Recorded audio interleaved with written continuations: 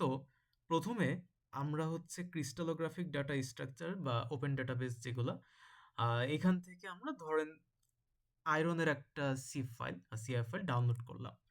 হুম তো এই ডাউনলোড করা ফাইলটা দিয়ে আমরা আজকে কাজ করব। তো ভেস্তা সফটওয়্যারে আমরা কি করব, প্রথমে আমাদের ডাউনলোড করা ফাইলটা এইখান থেকে নিয়ে জাস্ট আমরা ড্র্যাগ অ্যান্ড ড্রপ করব। তো এই হচ্ছে আমাদের আয়রনের একটা ক্রিস্টাল স্ট্রাকচার। ওকে, তো আমরা প্রথম কাজে যেটা করব যে আমাদের এখানে ফাইল সেভ, আজকে আমাদের প্রচুর ফাইল সেভ করতে হবে। 2টা তো না, 3টা 4টা ফাইল সেভ করতে হবে আজকে আমাদের। তো এটা হচ্ছে আমাদের প্রথম ফাইল। জাস্ট সেভ ফাইল বা সিআইএফ ফাইলটা নিয়ে এসেই আমরা এক্সপোর্ট ডাটাতে এটা লিখে দিব এফি ফ্রেশ ইউনিট সেল দিয়ে আমরা এই ফাইল টাইপে গিয়ে পস্কার ফাইল যেটা বা ভ্যাসপ ফাইল যেটা, এইটাতে আমরা সেভ করে রাখবো। ঠিক আছে, যদি চাই কার্টেশিয়ান না ফ্র্যাকশনাল, আমরা কার্টেশিয়ানে ক্লিক করে কার্টেশিয়ানটা নিব। অর্থাৎ 2 ধরনের কোঅর্ডিনেট হতে পারে, কার্টেশিয়ান আর ডিরেক্ট কোঅর্ডিনেট। তো ডিরেক্ট বা ফ্র্যাকশনাল আমরা এখানে ইউজ করব না, কার্টেশিয়ানটাতে অভ্যস্ত আমরা, তো ওইটা ইউজ করব। এইবার আমাদের একটা ফাইল সেভ হলো। এইবার এটাকে আমরা কি করব, সুপার সেল বানাবো। তো আজকে আমরা ধরে নিলাম সুপার সেল বানাবো হচ্ছে 3 গুণ 3 গুণ 5, মানে এ অক্ষ বরাবর আমাদের এটা হচ্ছে 1 ইউনিট, আমরা এটাকে 3 গুণ করে দিব। বি অক্ষ বরাবর আমাদের এটা হচ্ছে 1 ইউনিট, আমরা এটাকে 3 গুণ করে দিব। সি অক্ষ বরাবর বা জি অক্ষ বরাবর আমাদের এটা হচ্ছে 1 ইউনিট, আমরা এটাকে 5 ইউনিট করে দেব। তাহলে এটা করার রাস্তা হচ্ছে কি, এডিটে যাব, এডিট ডাটা, এখান থেকে ইউনিট সেল গিয়ে কিউবিক স্ট্রাকচার থাকবে, সমস্যা নাই। ট্রান্সফর্মে গিয়ে আমরা এটাকে কি করব, 3 গুণ, এটা হবে 3 গুণ, এটা হবে 5।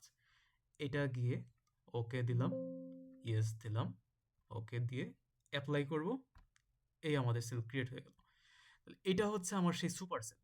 ঠিক আছে, 3 গুণ 3 গুণ 5। তাহলে আমাদের দ্বিতীয় ফাইল সেভ করে রাখতে হবে। এটা এটা আমাদের লাগবে। কেন লাগবে, কখন লাগবে সেটা দেখাবো। এটা হচ্ছে এফি ফ্রেশ সুপার সেল 335। আচ্ছা, এটাও আমরা ভ্যাস ফাইল এই আকারে সেভ করলাম বা পস্কার ফাইলে সেভ করে রাখলাম।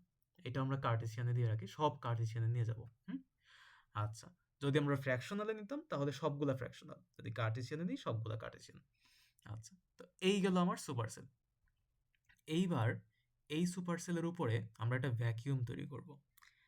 ভ্যাকিউমটা কেন তৈরি করব, আমরা আগে বলে রাখছি, যে কোনো একটা জিনিস আমরা যদি অ্যাডজর্ব করতে চাই, যেমন ধরো আমরা এই সারফেসের উপর এইখানে কোনো একটা কিছু অ্যাডজর্ব করাতে চাচ্ছি, তাহলে আমাদের এখানে ভ্যাকিউম থাকা লাগবে। এই উপরের অংশে ধরো অন্য কোনো একটা আউটসাইডার মলিকুল চলে আসছে, তাহলে আমরা ধরো যেটা টার্গেটেড মলিকুল অ্যাডজর্ব করাতে চাই, টার্গেটেড মলিকুলের সাথে আউটসাইডার কোনো একটা মলিকুল ইন্টারাকশন করে ফেলতে পারে, যাতে না করে সেই জন্য আমরা উপরে একটা ভ্যাকিউম তৈরি করে দিব। এটা কিভাবে করে, তো আমরা চাচ্ছি আজকে সি অক্ষ বরাবর ভ্যাকিউম তৈরি করতে। ঠিক আছে, তাহলে প্রথম কাজ হবে সি কে উপরে রেখে বি কে ডানে রেখে যতগুলো অ্যাটম আছে, আবার বলি, সি কে উপরে রেখে বি কে ডানে রেখে যতগুলো অ্যাটম কর্নারে আছে সবগুলোকে ডিলিট করে দিতে হবে। ঠিক আছে, কেন ডিলিট করতে হবে দেখাই। একটু সাইডে এই বাটনে ক্লিক করে আমি প্র্যাকটিক্যালি দেখাই দিই। এই যে আমি যদি ডিলিট না করি তাহলে কি হবে, যে এই কলামটা বা এই এর যে থাকা অ্যাটমগুলা এই সুপার সেলেরও পার্ট হবে, এই সুপার সেলেরও পার্ট হবে, সিম্পল ভাষায়।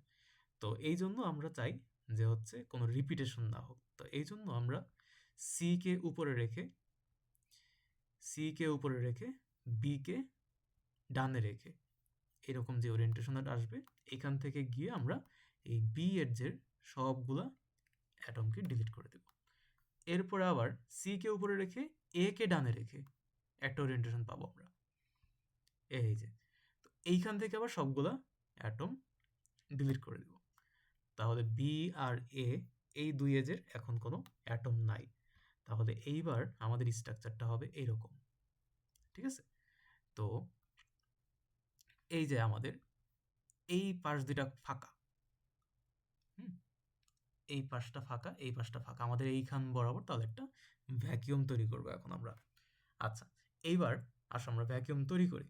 সেই ক্ষেত্রে কি করা লাগবে, আমাদের এই ফাইলটাকে আমাদের এক্সপোর্ট করতে হবে।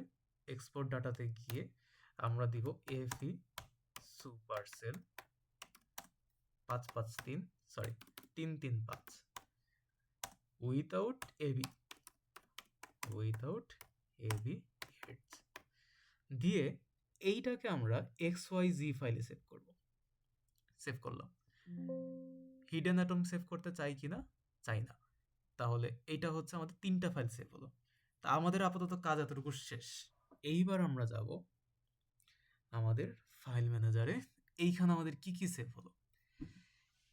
একটা ফ্রেশ ইউনিট সেল, একটা সুপার সেল ফ্রেশ, আর একটা সুপার সেল উইথাউট এভিএডস, 3টা ফাইল। এবারে XYZ ফাইল যেটা, এটাকে আমরা ওপেন করব। নোটপ্যাড, হ্যাঁ আমি নোটপ্যাড ইউজ করতে পারি। জাস্ট ওয়ান্স গিয়ে এই যে আমাদের এখানে দেখা যাচ্ছে 99টা আয়রনের অ্যাটম আমাদের এই সুপার সেলের মধ্যে আছে। তা 99টা মাথায় রাখি। এইবার সবগুলা আমি জাস্ট সিলেক্ট করব, কপি করব, একটা এক্সেল ফাইলে নিয়ে বসাবো। তো আমাদের এক্সেল ফাইল ওপেন করা আছে একটা। এই ক্ষেত্রে আমরা ডিরেক্ট পেস্ট না করে এইখানে যাব, পেস্ট অপশনে গিয়ে এই যে ইউজ টেক্সট ইম্পোর্ট উইজার্ড, এইখানে যাব।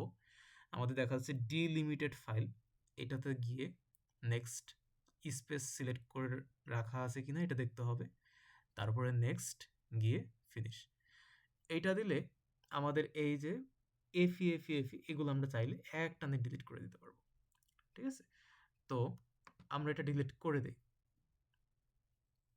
এইভাবে ডিলিট করি। 99। আচ্ছা, তো এটা হচ্ছে কি করব, ডিলিট করে দিলাম। এখন এই যে এখানে কোনোটা 1 ডিজিট, কোনোটা 6 ডিজিট এরকম করে আছে না, এগুলো আমরা সবগুলা সিলেক্ট করে সবগুলাকে 6 ডিজিট করে দেব। সবগুলাকে 6 ডিজিট করার উপায় কি? এই যে নাম্বারে যাব, আমরা জানি এটা কিভাবে করতে হয়। তারপর আরেকবার দেখাই, এখানে গিয়ে 6 ডেসিমাল প্লেস 6 দিয়ে ওকে, তাহলে সবগুলা 6 ডিজিট হয়ে গেল। তাহলে এইখানে গিয়ে আমরা সবগুলোকে 6 ডিজিট করে নিলাম। এইবার সবগুলো জাস্ট একবার সিলেক্ট করে দেব।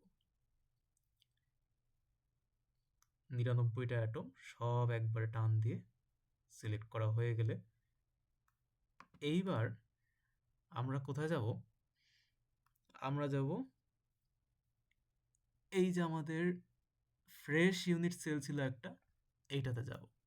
এটা আমরা ধরলাম নোটপ্যাডে ওপেন করব। ওপেন করে দেখো ফ্রেশ ইউনিট সেলে কিন্তু আমাদের এখানে কত ছিল? 2টা আয়রন ছিল, কিন্তু এখন কিন্তু আমাদের 99টা আয়রন। এইবার এইখানে যা আছে যাবতীয় এগুলা থাকবে না। কি থাকবে? এই যে আমরা একটু আগে সব কপি করলাম সেগুলো নিয়ে চলে আসবো। এবার এতটুকুর কাজ শেষ, এএফই থেকে শুরু করে নিচের কাজ শেষ। এইখানে আয়রন অ্যাটমের পরিচিতি দেওয়া একটা, এটা নিয়ে কোনো মাথা ব্যথা নাই। মাথা ব্যথা হচ্ছে এইগুলা নিয়ে। এইখানে আমাদের এ অক্ষ, বি অক্ষ, সি অক্ষ, এই বরাবর যে জিনিসগুলো ছিল এইগুলো কিন্তু আমরা এবার সুপার সেলে নিয়ে চলে আসছি। এটা ইউনিট সেল কিন্তু আর নাই।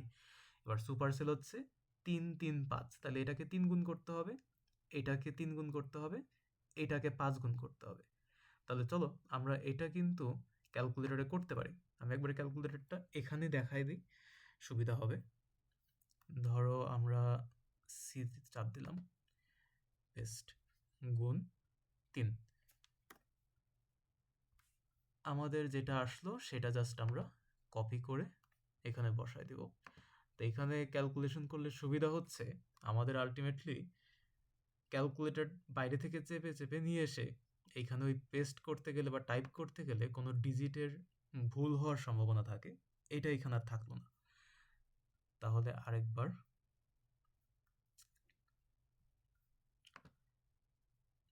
এটা গুণ 3 দিয়ে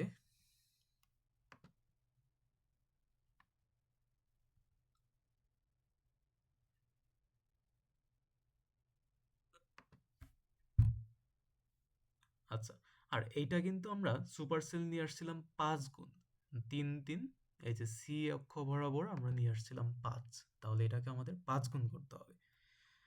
তাহলে এই বরাবর সরি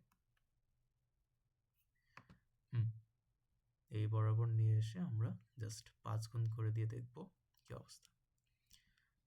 তাহলে এই হচ্ছে আমার মোটামুটি সুপারসেল স্ট্রাকচার। ঠিক আছে, হয়ে গেল। এইবার একটা কাজ আছে আমাদের। কাজটা হলো আমরা কিন্তু একটা ভ্যাকিউম তৈরি করতে চাই। এই ভ্যাকিউমটা আমরা কতটুকু উঁচু তৈরি করব সেটা আমরা এখানে সিলেক্ট করে দেব। যেমন আমাদের ভ্যাকিউমটা আমরা ধরে রাখলাম 10 অ্যাংস্ট্রম বানাবো। তো এটা আছে 14 অ্যাংস্ট্রম, আমরা এটাকে 24 অ্যাংস্ট্রম করে দেব। জাস্ট এইটুকুই। সেভ করে নিব। সেভ করে নিলে আমাদের এইবার কিন্তু মোটামুটি এই জায়গাতে এই ফাইলটা চলে আসছে, এফি ফ্রেশ ইউনিট সেল ব্যাস। কিন্তু এটা কিন্তু আর ফ্রেশ নাই, আমরা এটাকে অনেক কিছু কাটাছেঁড়া করে নিয়ে আসছি। তাহলে এই যে আমার আগের যেটা ছিল এটা নিয়ে আমরা আর চিন্তা করব না, এটার কাজ শেষ। এখন জাস্ট আমরা এখান থেকে ড্র্যাগ এন্ড ড্রপ করে দেখব এই জিনিসটা কিরকম আসলো। এইটা এই যে আমার মোটামুটি এইখানে কিন্তু ভ্যাকিউম তৈরি হয়ে গেল। এইটা হচ্ছে 10 অ্যাংস্ট্রম, আর বাদ বাকি এটা কিন্তু আমার সেই সুপারসেল। তাহলে আমরা এখন চাইলে এই ভ্যাকিউমের মধ্যে কোনো একটা অ্যাডজর্বেটকে আমরা এখানে অ্যাডজর্পশন করানোর জন্য নিয়ে আসতে পারি। এই ক্ষেত্রে আমার বাইরে থেকে কোনো ওয়াটার মলিকুল বা এয়ার মলিকুল এখানে আর ইন্টারফেয়ার করবে না। তাহলে এই ছিল আমার মোটামুটি সুপারসেল তৈরি করা এবং সুপারসেলের উপরে ভ্যাকিউম তৈরি করা। তো এই ভিডিওটা আশা করি উপকার হবে। এরপরে আবার আমরা সময় পেলে অন্য একটা ভিডিওতে অ্যাডজর্পশন কিভাবে করাতে হয় সেটা দেখানোর চেষ্টা করব।